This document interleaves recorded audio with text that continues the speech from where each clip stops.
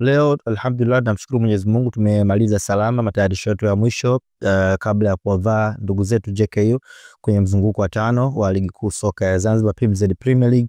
Timu ina ari moral kubwa kuelekea hapo kesho.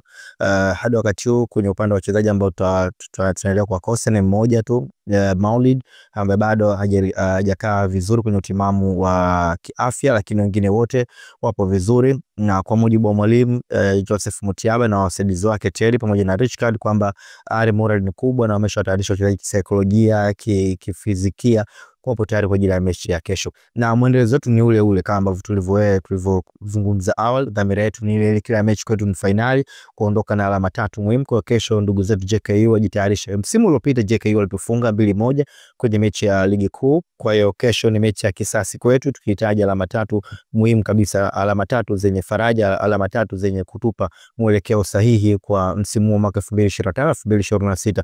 Wito wangu kwa wana Malindi, kesho ndio siku ambayo natamani kuona wana Malindi haswa wakija uwanjani kindakindaki. Wanatuambia kwamba ligi tunakwenda kuianza kesho.